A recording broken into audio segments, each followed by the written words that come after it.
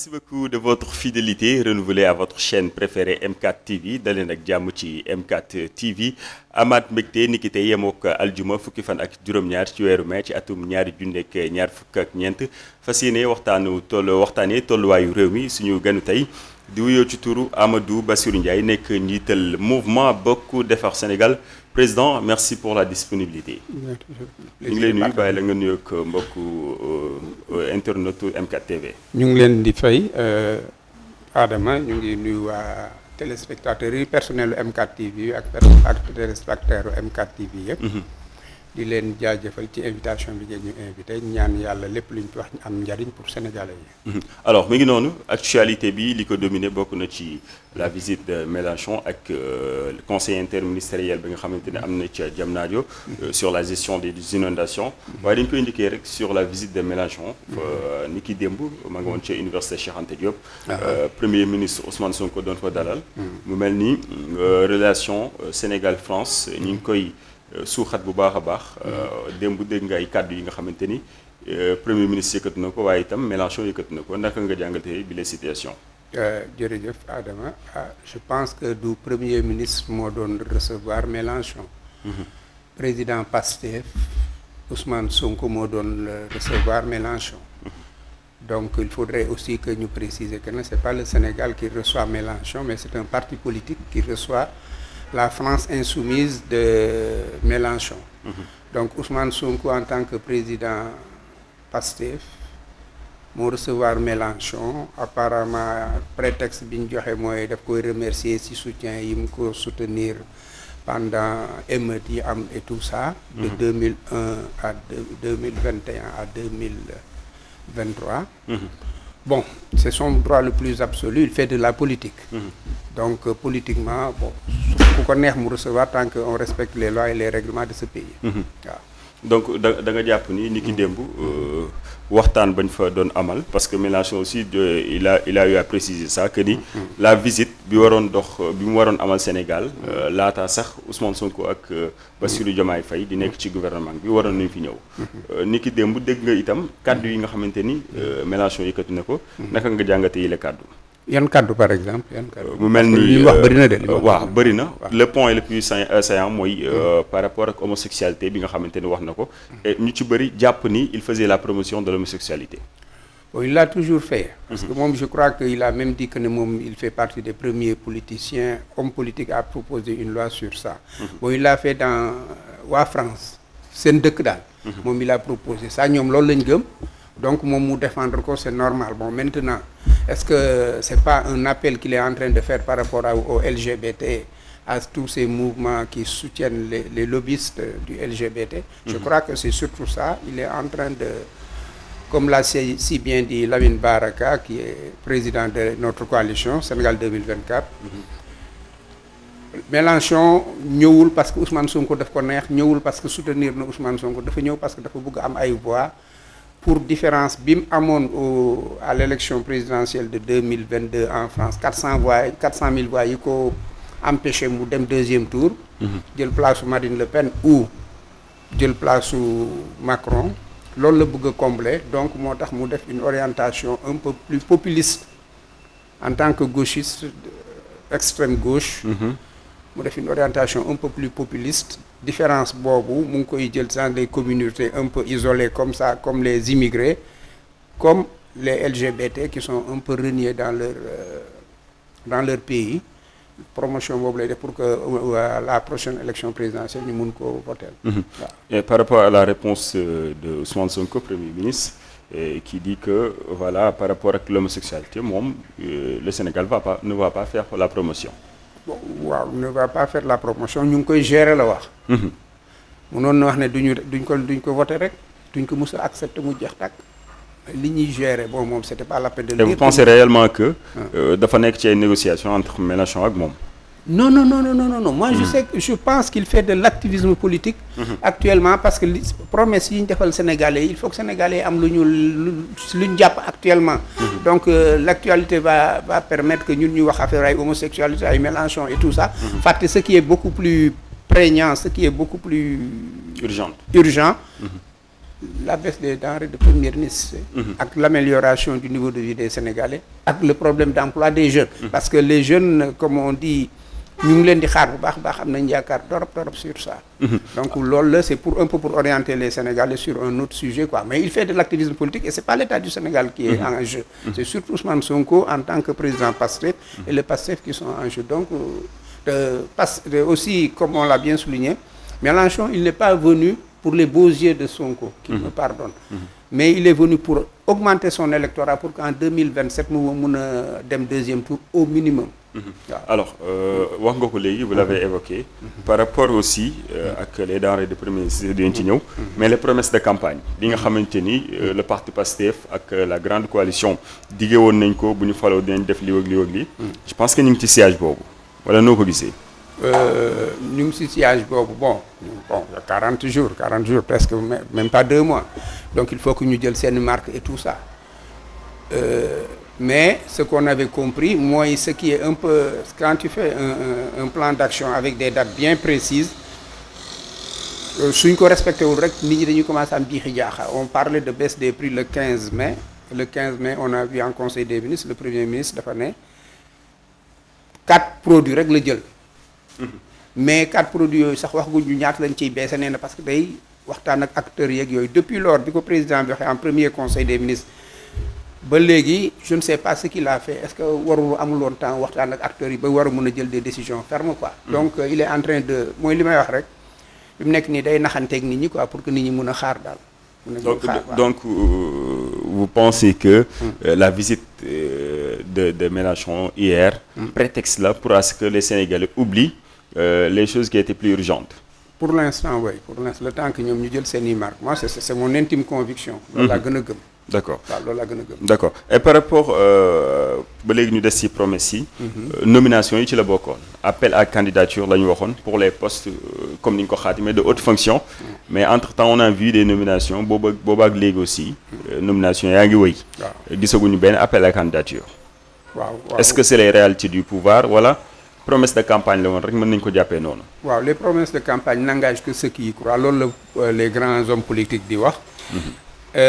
Mais le fait que ñu bañ a def appel à candidature nommé ñi leen jàppale ba ñu yegg si nguur gi ça on ne voit pas d'inconvénient parce que nit ki soo liggéeyee ak moom yow tey jii M4 TV soo fi nekkee di liggéey ba mu jóg sa kaw ba ñëpp xam la su subaa da ngay bëgg suñuy jariñoo ñu nga bokk ci ñi siy jariñu daal duñ jël keneen ñëw teg alors que ñi nekk fii doon ñefe ak ñoom pendant tous ces 2 ans ces malheureuses années yi passées c'est normal ñu nommer leen ça on ne voit pas d'inconvénient appel à candidature da doon wax noonu rek pour neexal quoi parce que Sénégal yi lépp loo xam ne régime bi fi jógee def na ko dañ ko bëgg a teggi donc il fallait mu trouver des thèmes yu porteurs si la wax appel à candidature parce que dañuy wax ne DG yeeg ministres yeeg dañuy noos ak dañuy kii ndax wax ne les plus compétents ak yooyu ça ne veut pas dire que ñi ñu nommé c'est ñi ànd ak ñoom amuñu compétence mais man awma ci problème appel à candidature bi moom mun nañ ko dugal ci tiroir yi daal waaw donc ils ont bien fait d'avoir nommé ñi ànd ak ñoom liggéey léegi au moins dinañ leen mën a juger ndax liñ doon wax yépp mën nañ ko wala mënuñu ko parce que suñ jëloon des compétences déjà dinañ am ay problèmes par rapport ak ñi leen xeexaloon nekk ci naaj ba pare ñoom ñu ñëw toog ci kër gi jël ñeneen mais en plus ñu xam ndax réellement ñoom li ñu doon porter comme message am na njariñ wala amul njariñ parce que su amul njariñ comme ça prochaine élection Sénégal yi jëlee leen fii ñenn ñi ñëw toog alors donc vous faites partie de ceux qui pensent que direction yi itam ñañ fa teg ñu yellool poste yooyu lañ ñu yelloo ay poste yu ñu leen teg non yellool poste moom c'est un peu compliqué parce que yellool ça veut dire compétence expérience voilà, et tout ça pour capacité de management et tout ça quelquefois si tu es bien entouré même soo xamul métier bi sax si tu es vraiment nit koo xam ne yow yëguloo sa bopp torop soo wutee ñu la jàppale war nga cee mën a génn bon mais ñu nommé man tey ji ma ñëw jàppale leen ñu nommé ma si poste boo xam ne vraiment mënuma ko liggéey tardel sénégalais la daal donc am na ñu bëri ñoo xam ne am nañu compétence mais maintenant est-ce que mënoon nañ ko jox keneen c'est vrai soo gisee DG yu bëri xam nga yu ci mel ni yan soo gisee DER femme jeune la ñu jox ko madame Aïda Mbodj elle a une expérience étatique, expérience gouvernementale, elle est docteur, elle est tout ce que tu veux. Mais par rapport à âge am, est-ce que DER/FJ, les femmes et les jeunes, une dame de plus de 70 ans war na ko mun a exercer efficacement? Est-ce que dina mën a comprendre les trucs numériques et tout ça ak yooyu? Ñun foog naa on a tout ce problème là, ces jeunes di mettre en place des start-up et tout ça, alors que DER/FJ dafa doon un truc très pointu boo xam ne vraiment ku am compétence nekk xale xam jeunes yi xam comment nan la ñuy raisonner et tout ça. Bon, maintenant mun na réussir si elle sait très bien déléguer et s'entourer de compétences yoo xam ne c'est adapté à la mission de DER/FJ. Habib Sy, quand il est nommé président du conseil d'administration Sénélec, c'est normal.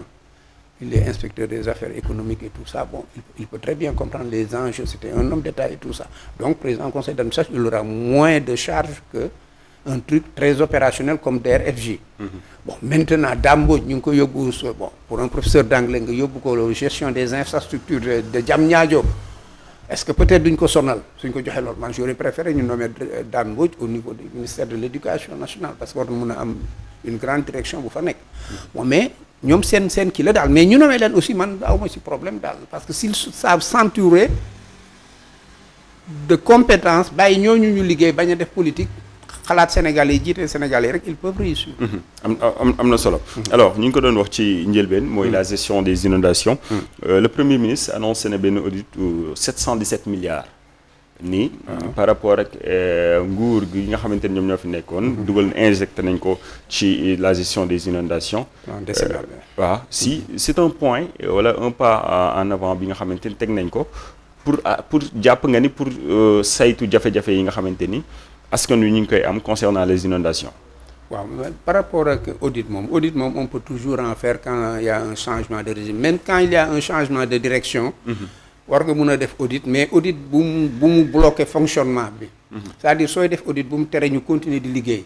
Donc ça c'est son droit le plus absolu, mais fi mu gën a wax mooy fi mu ne Sénégalais yi dañu war a xoolaat nit ñi di gérer inondation yi ni ñuy gérer saleté yi ni ñuy gérer loolu ce serait très bien quand même ñu def un bon programme par rapport à ça, mais par rapport à l'audit ça ne me dérange pas du tout. Mais maintenant on va les attendre quoi, parce que inondation yi moom ñaanuñu ko yàlla, mais soo moytuwul léegi mu yegg si commencé quoi. Alors 22 mesures lañ jël pour la gestion des inondations, parce que c'est un problème bi nga xamante ni c'est récurrent chaque année. Les gens parlent de ça, inondation bu ñëwee ña doon inondé ba léegi dañuy inondé. Est-ce que vous pensez concrètement que ni cette année wala sax ci programme bi ñu nar a teg war na mën a saafara jafe-jafe yooyu? Mais su Sénégalais yi dégloo li mu wax ñu def attention su tabaski jotee ñu bañ a boucher les canalisations. Donc c'est un problème de civisme. waaw surtout loolu c'est un grand problème, mais aussi que ñoom ñu am fitu les zones non édificantes fi ñu warul mun a tabax ña fa nekk ñu yëkkati leen dédommager leen suffisamment pour que ñu dem feneen. xam nga fii taar rek su continuer di taar am na problème si ñi fa dëkk su dee ay dëkkuwaay nga teggi ñooñu tey. ñoom am nañu faveur fi mu nekk nii la population, peut-être suñ defee yooyu nit ñi dinañ leen mun a déglu ñu déménager leen daal.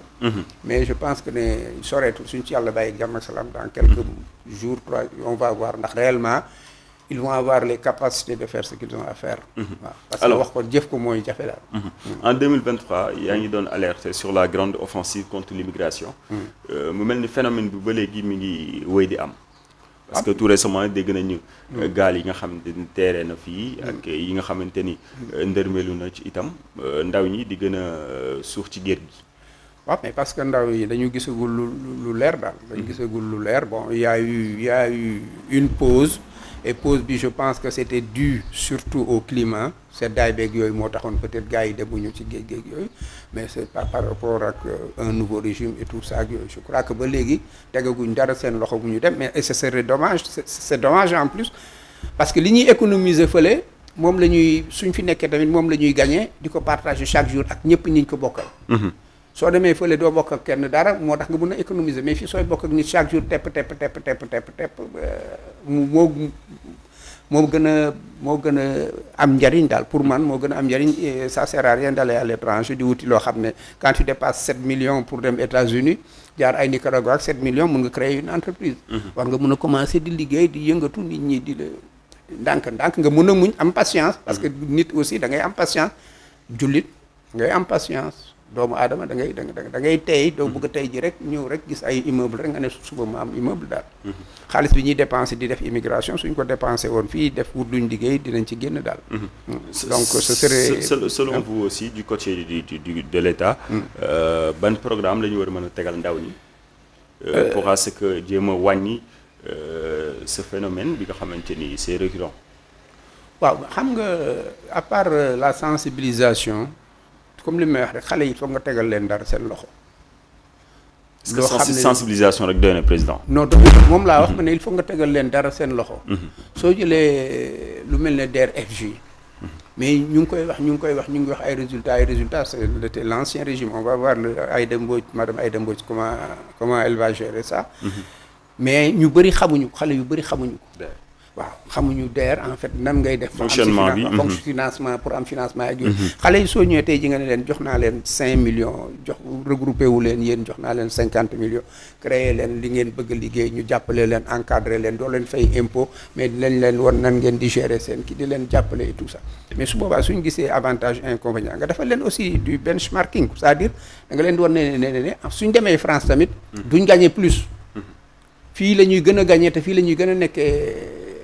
si seen jàmm que yéen nekku leen fi pour réprimer leen da ngeen nekk fi pour accompagner pour jàppale leen loolu lépp xam nga liggéey bu kii la mais sénégalais dañuy toog rek état bi du moins les ceux qui sont élus dañuy ñëw def seen i programme wax après toog seen bureau climatisé duñ dem si xale yi duñ wax dara quand tu vas au marché HLM comme je le dis toujours xoolal xale yi ñu nga fa booy séeréer di ma wax bon c'est pas péjoratif booy war nañ mun a liggéey war nañ mun a jàng mais ñu nga fa di yenn ay kii suba ngoon ils sont dans des conditions insupportable marchand yi tamit ñu ngi perte parce que y a de l'insécurité xale yooyu dañ bëgg liggéey dañ bëgg a tekki koo ci gis dafa bëgg a tekki mais kenn encadré wu leen dañ leen bàyyi rek comme ça. dañ bàyyi ku ñuy yenn ay kii alors que ces jeunes là waroon nga leen mu leen encadré ñu toog seen dëkk ñu liggéey. suñ doon def béyi gerte dugub mboq ak tout ça après def transformation jaay ko def semi industrie dem jaay ko. peut-être que duñ def loolu quoi. et puis booy yooyu suñ toogee foofu HLM suñ économiser pendant 1 an dañuy jéem a jël gaal gi wala ñu jéem a jël autre chose. alors ça c'est un peu compliqué. ñi ngi doon wax aussi ci promesse de campagne yi ba léegi. bu ñu wàccee un peu dinañ wax lu jëm ci tabaski. 810 000 têtes waaw mouton moom la ñu war a xaar ci tabaski bi. donc ba léegi am na yoo xam ne dañu koy jéggaani. waaw c'est ça où on a parlé de la souveraineté alimentaire. C'est-à-dire, nous, on avait proposé, dans le cadre de Bokk Defar Sénégal et Sénégal 2024, c'est un programme bi ñu proposé woon mooy que ne dans chaque commune xam nga sur 600 700 communes am na 400 500 communes yoo xam ne c'est des communes rurales.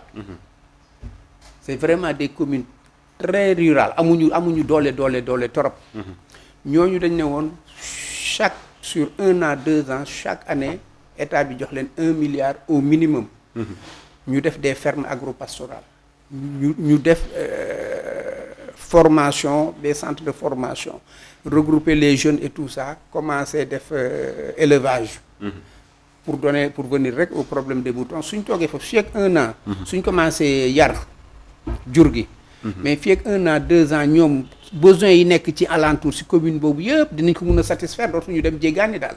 donc yu mel noonu la ñuy wax par rapport ak agriculture en général l'élevage en particulier même par rapport à la pêche on a dit que ne il faudrait que ñu def des bassins pour poissons yi.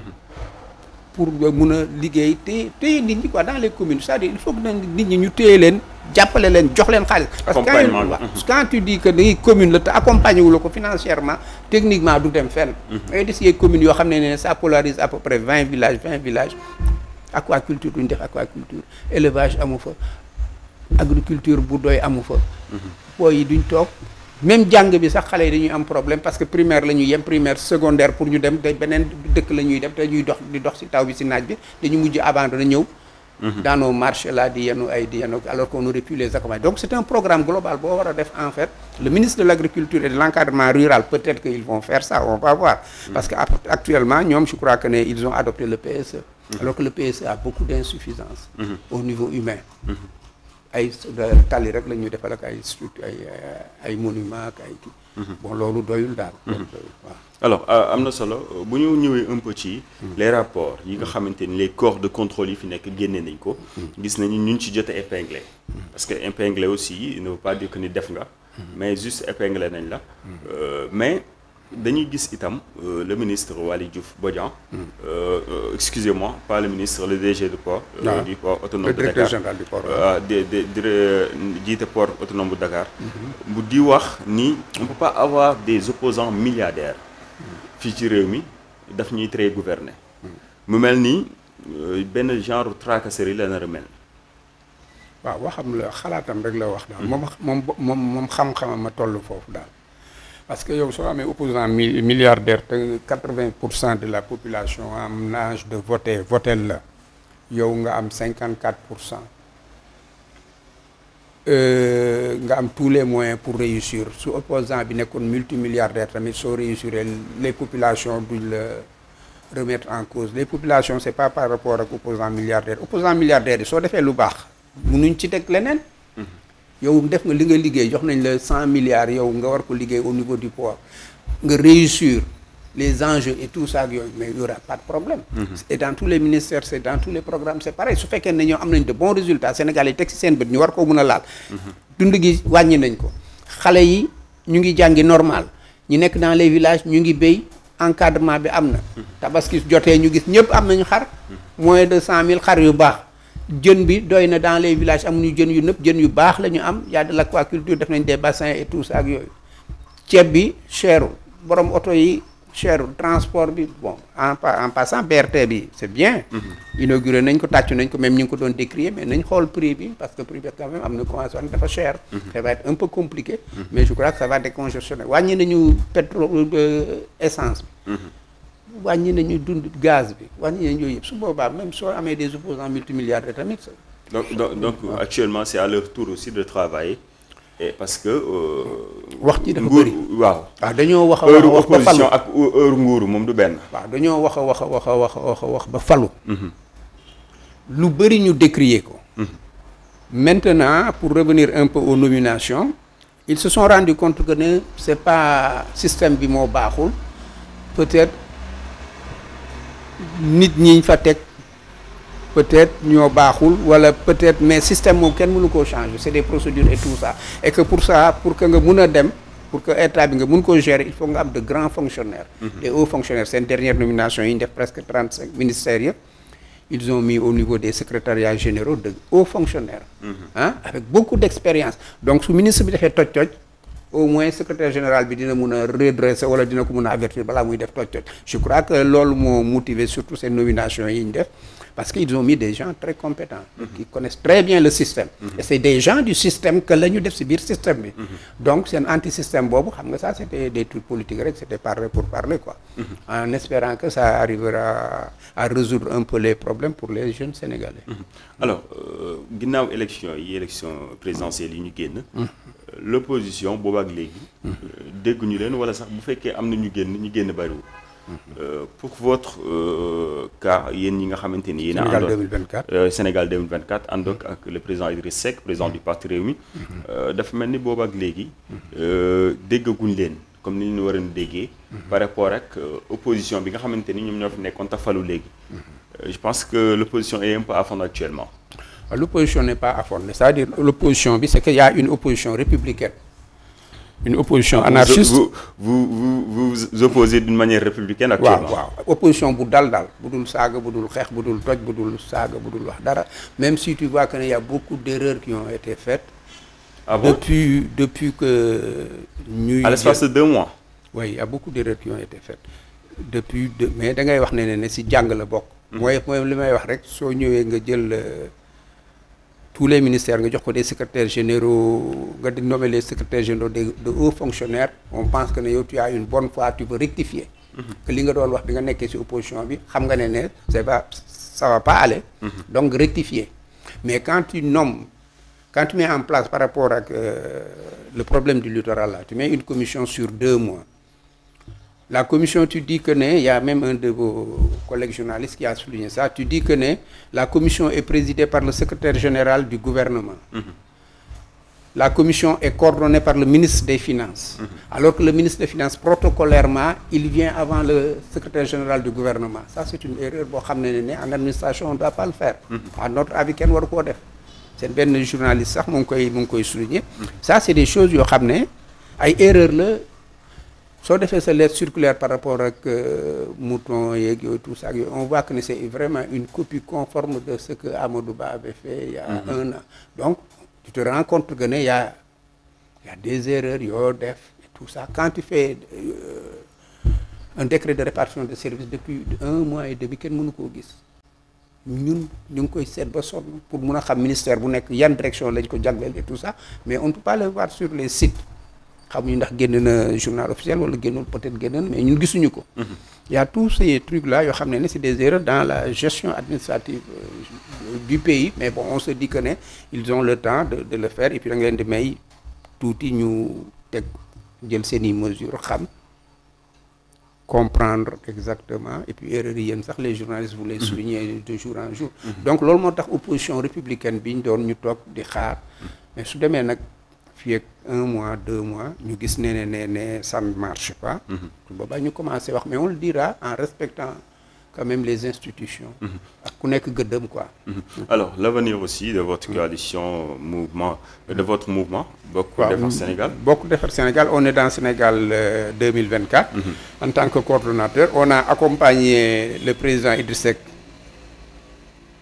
dans IDI 2024 pour l'élection. Ben, l'élection nag moom c'était un référendum pour ou contre Macky Sall. Donc ku xawoon jege Macky Sall. Est-ce que vous aviez compris ça aussi? Non, bi ñuy débuté, on n'avait vraiment pas trop compris ça. On pensait vraiment, parce que Idriss Seck, on savait que le Sénégal est en crise et comme il dit, comme fépp maxee na et que moom rek moo mënoon tabaxaat réew mi et que c'est un homme d'État et il reste un homme d'État qui a beaucoup de poigne, qui a beaucoup d'expérience et qui a beaucoup d'autorité pour pouvoir redresser le Sénégal. Loolu lañ xalaatoon, mais le régime d'avant de Macky Sall était tellement décrié, Sénégalais yi bëggatuñ woon que sax ku xaw a jege Macky Sall sax gars yi dañ la boole ci vent bi quoi. waaw ñëpp lañ balayee jël ñi gënoon virulent ñi gënoon yuuxu ne nañ leen jox seen chance, peut-être que dina changer. Donc c'était un référendum pour ou contre et ça ne reflète vraiment pas l'électorat ni de Idriss Seck ni de Khalifa Sall ni de Boubacar Kama qui a d'excellentes idées, qui a un bon projet, ni des autres yi jàllul, même Mimi Touré qui les a rejoints après. Sous le monde aussi, elle n'aurait pas eu de bons résultats, mais ça n'aurait pas reflété son électorat normal. Voilà. Alors, l'avenir de votre mouvement aussi. Nous, on est en train de travailler dans Sénégal 2024 pour élargir notre coalition. Parce que dans IDI 2024, on a rencontré des gens avec qui on peut aller. Et en dehors de Sénégal 2024, il y a des personnalités politiques de l'opposition et des hommes d'affaires qui nous ont contactés. On est en train de faire des réunions di waxtaan pour xool nan lañ mën a defee une coalition de l'opposition mais républicaine. waaw parce que fii moom y aura à boire et à manger parce que xam nañ ne ñii ñoom ça va être très compliqué ñu réussir, mais nag dinañ ko def si njëkk ak teraanga quoi. comme ni ko waa jooju waxoon. waaw. Et selon vous, pour un peu dévier, l'avenir aussi du parti Rewmi, parce que le parti Rewmi est un parti historique dirigé par Idriss Seck, une pente aussi.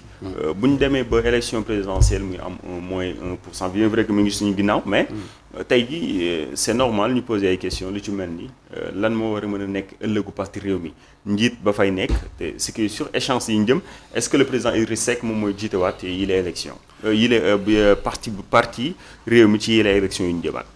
léegi Adama man mënuma la wax dara ci réew mi parce que vraiment parti jàmbur la, parti président Idriss Seck la. Mais lenn laa la mun a wax bi ñu defee élection yi ba pare nous tous on a su que ne loolu du électorat am loolu vraiment du ñuy ànd ak moom et que sénégalais yi référendum lañ def pour ou contre Macky Sall te pour ki ñu yaakaaroon ne moo gën a mun a wane ne ñoom mere nañu Macky Sall mooy waa Diomaye président ñu moo tax ñu fal leen. Donc ça ne reflète vraiment pas, c'est loin même de refléter ce que Idriss Seck a comme électeur et tout ça. Maintenant bi ñuy terminé bi ñu defee évaluation ak le président Idriss Seck bi ñu toogee ak moom réunion après les élections après les élections. Il nous a dit que ku nekk na dem évaluer au niveau de sa base xool nan la war a def nu mu war a def ak nu mu warul def donc on pense que lui il va prendre les mesures dina dem déglu nit ñi waxtaan ak nit ñi liggéey ak nit ñi mais loolu moom waa réew mi la daal ñoom ñoo xam li ñuy def daal. waaw am na solo. le retour de Amadou Ba mu mel ni. Amadou Ba il veut construire une nouvelle base politique.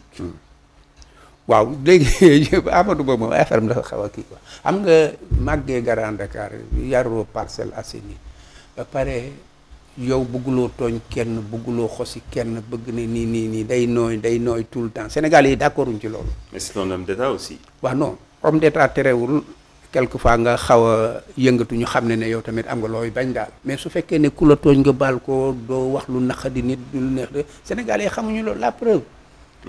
ñi ñu yaakaarul woon ne dinañ leen mus a jox réew mi lañ jox réew mi.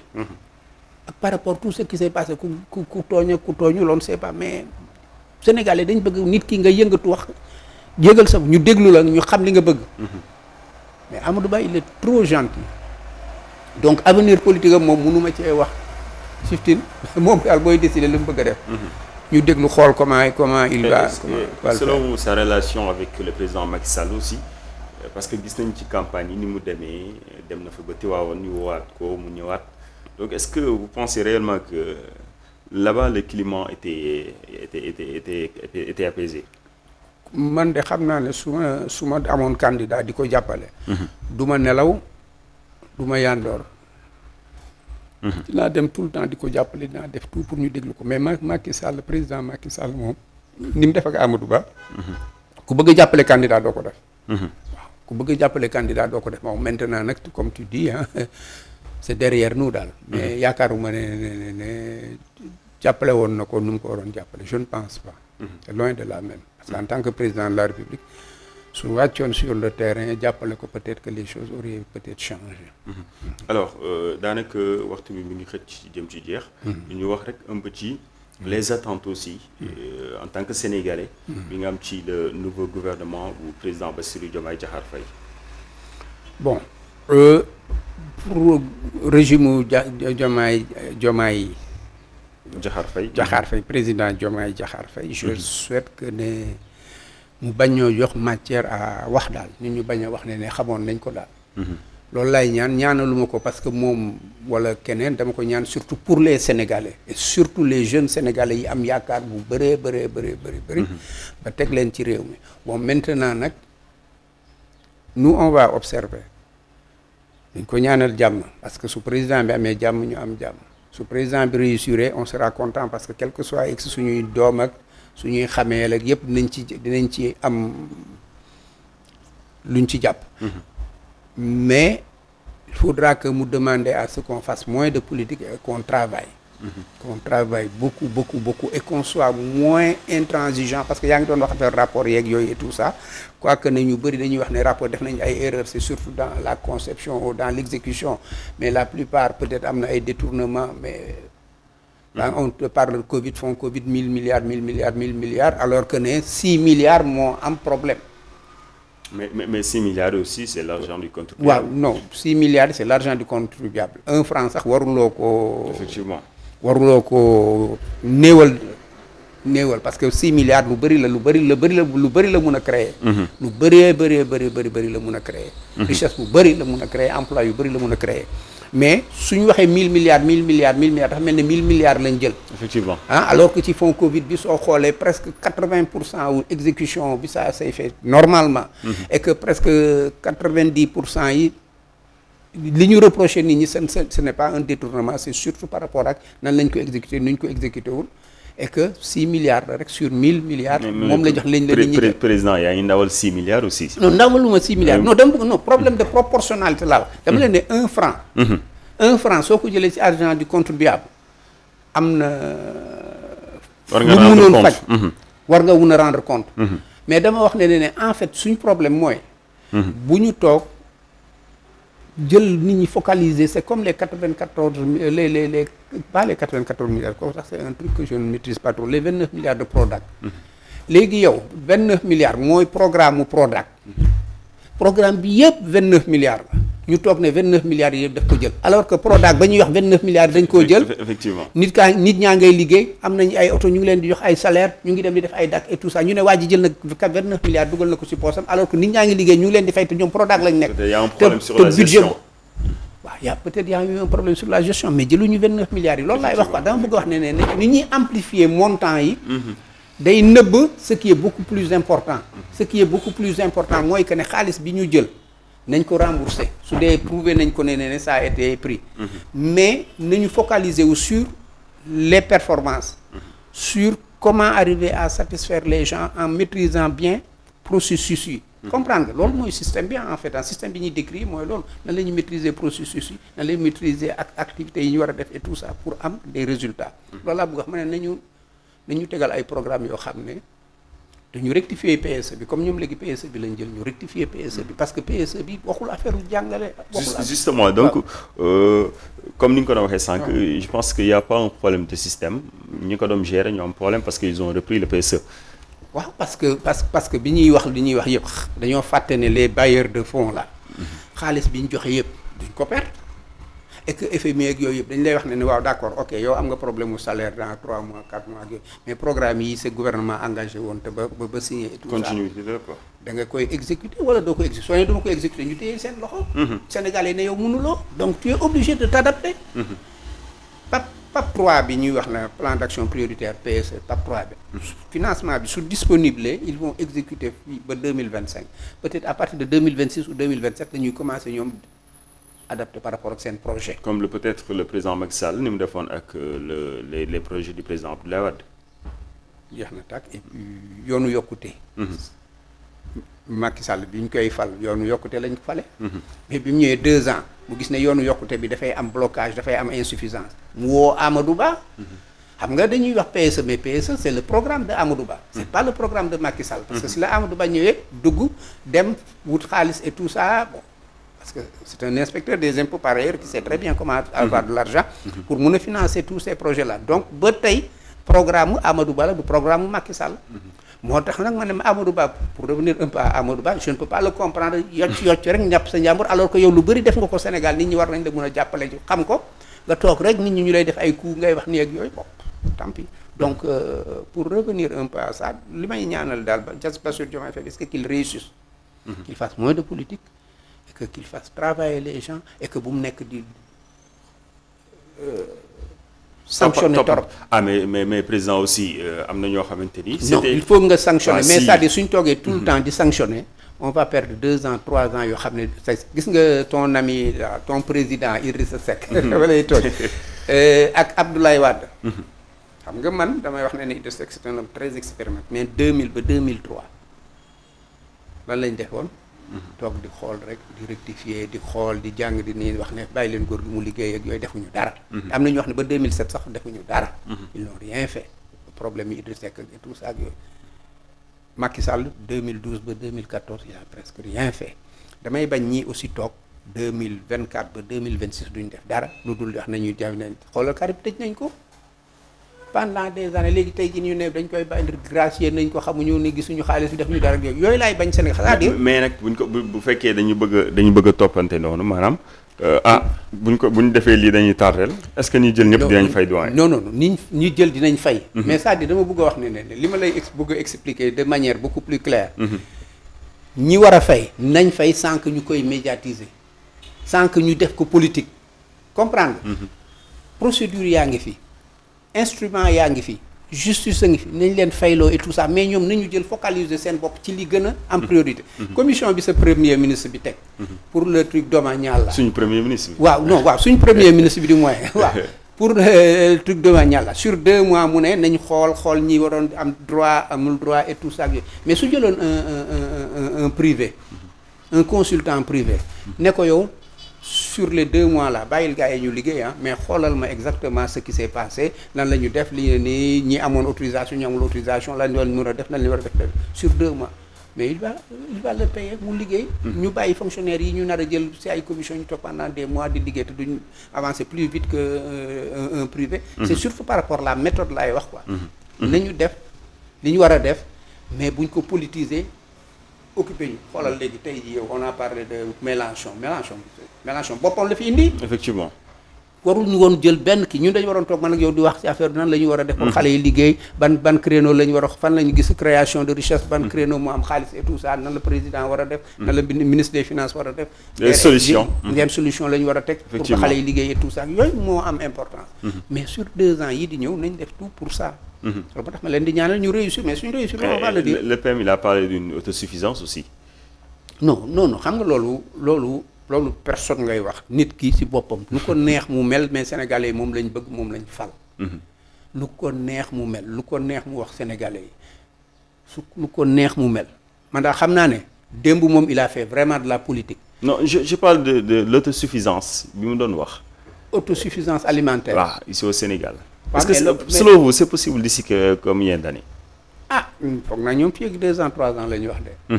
on va voir. si d'ici 2 ans la ñuy wax ñoom. bon Serigne Gueye le maire de Sandiara qui est ministre de développement industriel et tout ça xam na ci am na l'expérience les compétences du moins. mais maintenant sur le terrain est-ce que les gens sont prêts à faire ça est-ce que ñoom ils auront assez de moyens par rapport aux bailleurs et tout pour mettre en place ce programme d'autosuffisance là parce que Macky Sall waxoon na ko fi ne dans 2 ans 3 ans ñu autosuffisance alimentaire en riz et tout ça mais ba tey dem ba tey compagnie sucrière sénégalaise en 1970 ils avaient signé pour 4 ans je crois 70 71 pour 4 ans ou 5 ans pour que ñu autosuffisant en sucre ba tey 70 71 ba léegi c'était Jacques Mimran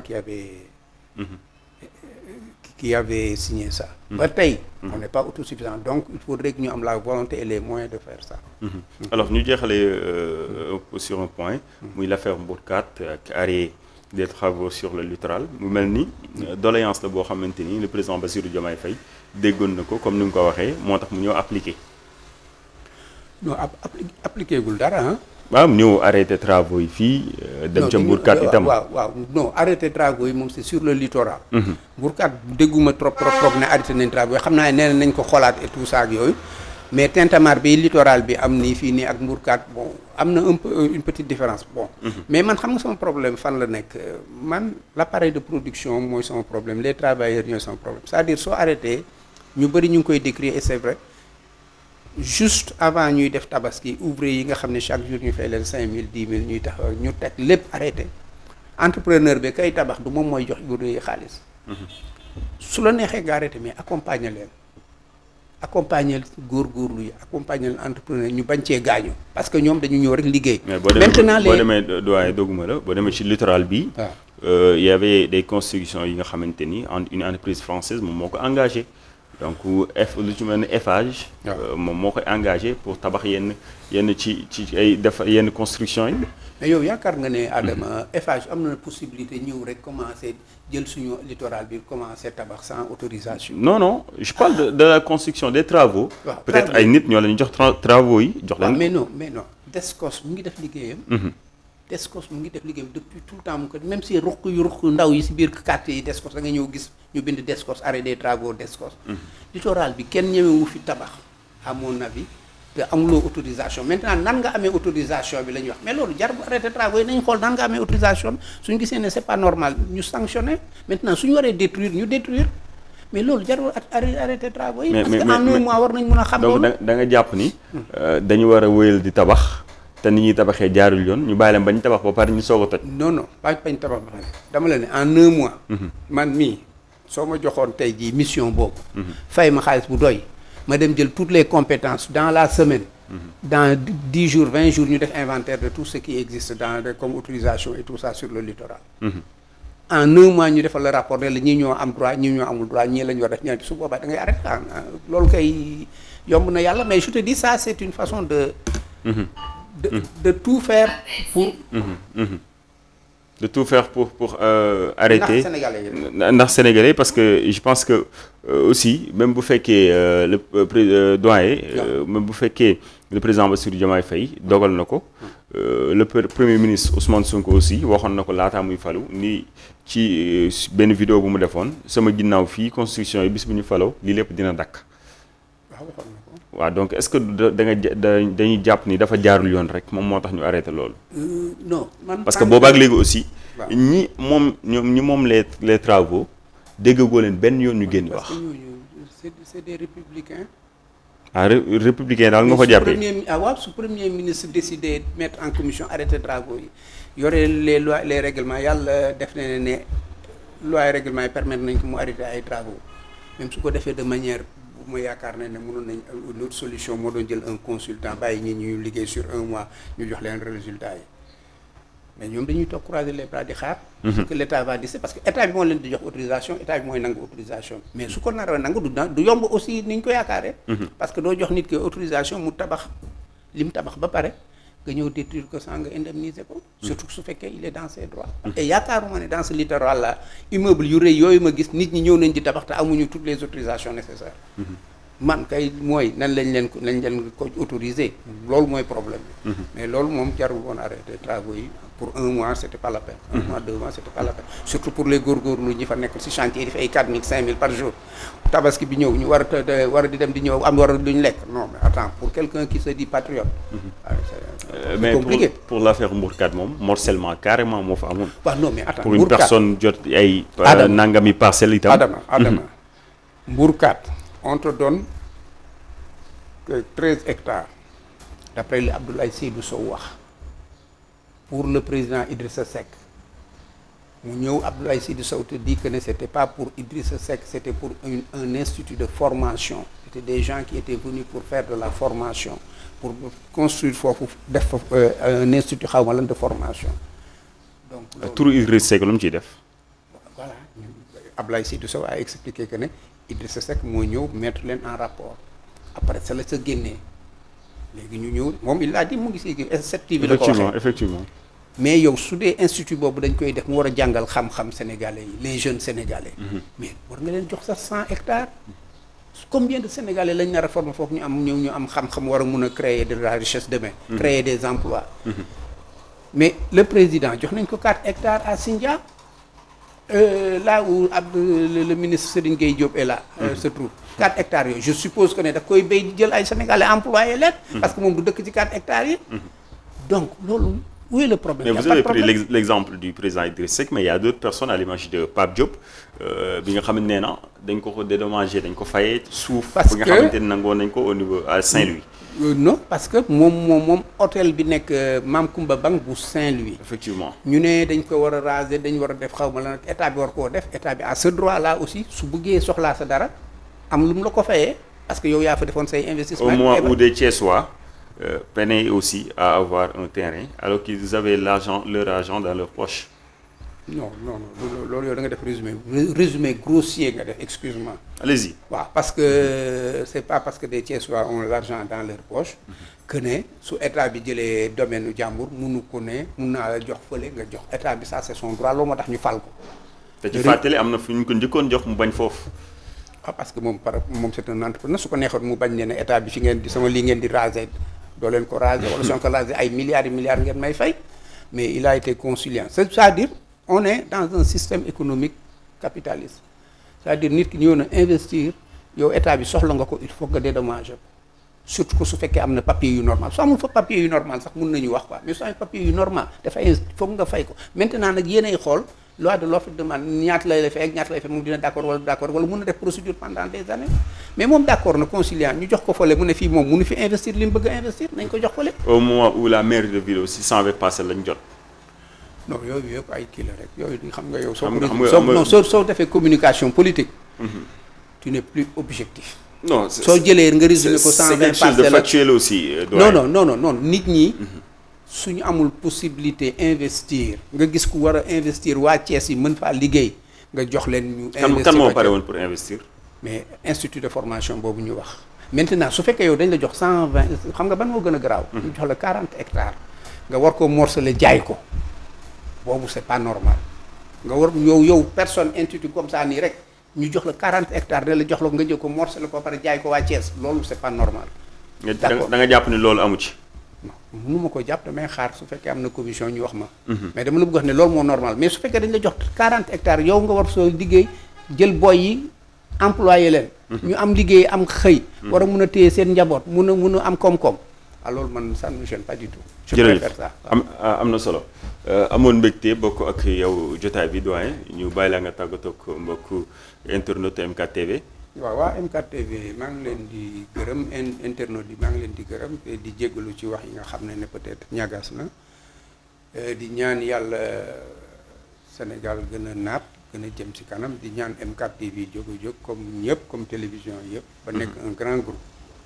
Alors mi ngi noonu merci beaucoup doyen merci pour la perspicacité aussi de vos réponses et la disponibilité di la jaajëfal amoon mbégte bokk ak yow jotaay bi jaajëfal internet yi nga xamante ne ñu ngi doon bàyyi xel jaajëfalaale Lamine mi fare woon ci technique bi amoon mbégte bu baax a baax indil leen lii si suñu jotaay xibaar di leen jox daje beneen yoon ci MK TV wooy leen di ànd ak la MK TV sur les différentes plateformes.